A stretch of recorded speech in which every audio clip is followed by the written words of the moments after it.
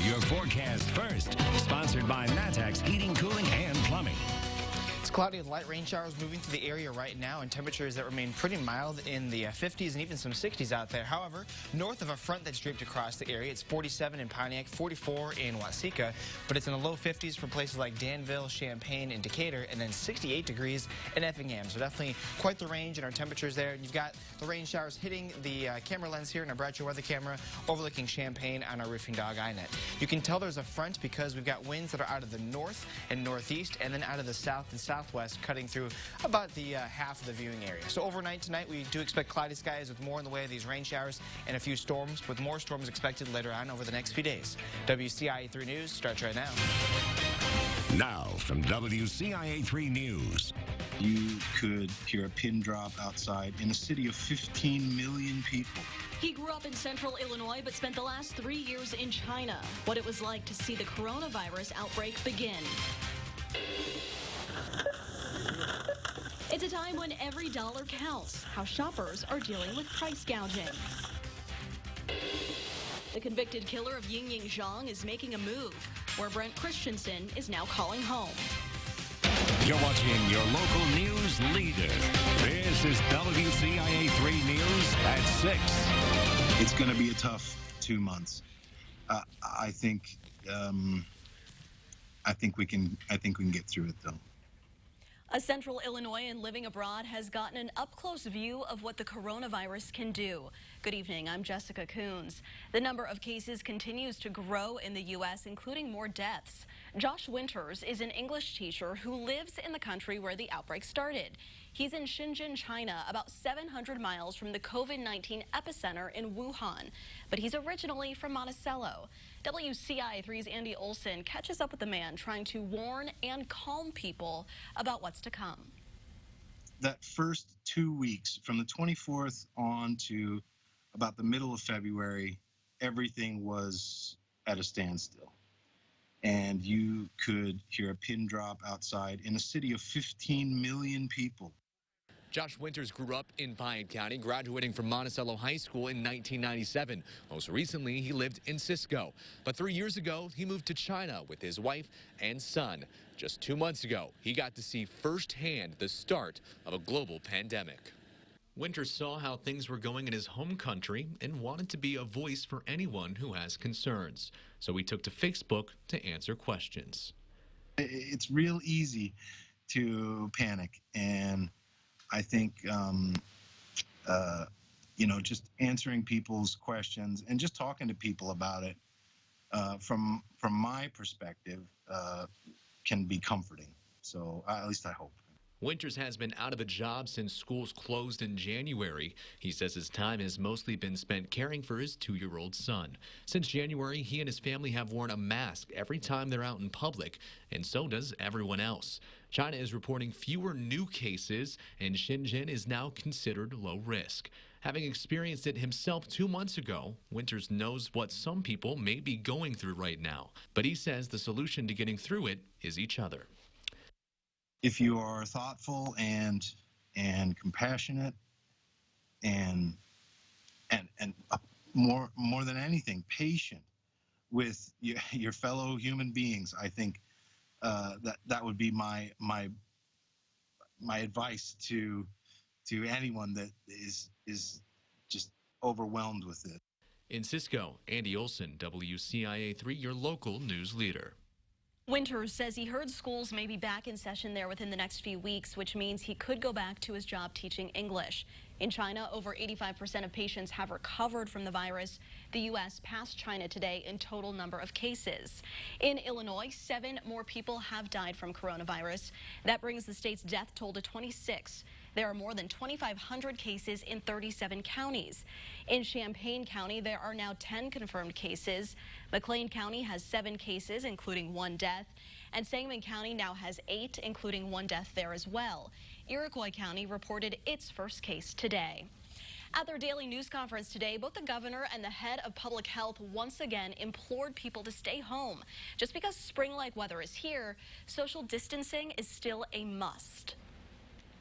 I know that as the weather warms up, we are tempted to get together and socialize, but we need to look forward and look for the big picture. There's a lot at stake, and we can't go for short-term wins at the cost of our society. Some help is coming from Washington, D.C. during this. FEMA announced emergency aid has been made available for state and local recovery efforts. That also makes federal money available for crisis counseling. Nearly 60 more members of the Illinois National Guard were activated today. 50 from a transportation company in East St. Louis will help distribute medical supplies at 2 warehouses in central Illinois. Several others will help in the state's Emergency Operations Center. There are now nearly 200 State Guard members assisting with coronavirus efforts. State leaders are warning shoppers to watch out for price gouging. WCIA 3's Courtney Bunting explains how you can be a smart The meat will consumer. go up and down all the time. You really won't see big changes. Most of us are always on the lookout for the best deal. But with the demand for certain products on the rise, it seems like even a good deal can be hard to find. Employees at Butcher Block Plus in Decatur say they have noticed some prices going up. The main thing has been the ground beef. I think ours went up a total of 30 cents per pound. That increase is coming from their provider, but they say they try their best to avoid any spikes. Prices of meat will go up and down all the time. You really won't see big changes from us. I don't know about other places, but yeah, we try to keep our prices pretty much the same all around. Illinois Attorney General Kwame Raoul is also warning retailers to avoid price gouging, especially eBay, Walmart, and Facebook. He created a site where people can make reports. The best thing to do if you think an item might be overpriced is to check the price at several different stores. That way, you know you're getting the best deal. Allen also encourages people to stay local because they do their fair share of searching for the best deal, while larger companies usually stick with the same providers. We have multiple different places we can go to, so if one place is out, we'll try another place. If they're out, we can try another. In Decatur, Courtney Bunting, WCIA 3, your local news leader. We reached out to some area grocery stores. Harvest Market employees say they're working to make sure their prices stay the same. They say the main area of prices going up is eggs, and that's simply because of supply and demand.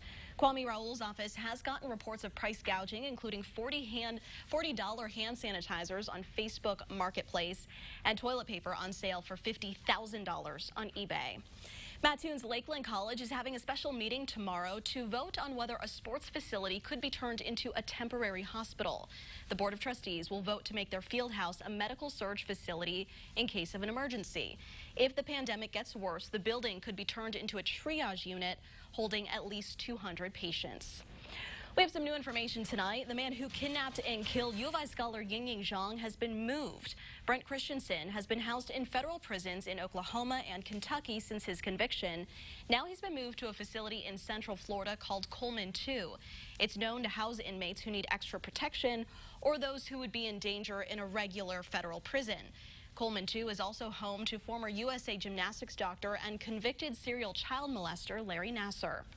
One person is dead after being hit by an SUV. It happened this morning just north of the I-55 interchange in Livingston County.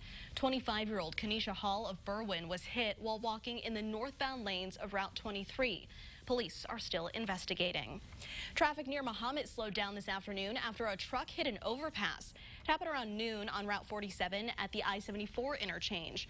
A semi towing 2 other trucks on a flatbed hit the bridge, and chunks of concrete fell onto the road below. No one was hurt.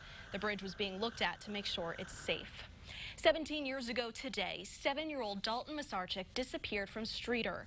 The next day, his body was found in the Vermilion River south of the city, and state police are still looking for answers. They've investigated about 2,000 leads. A lot of those led to follow-ups outside of Illinois.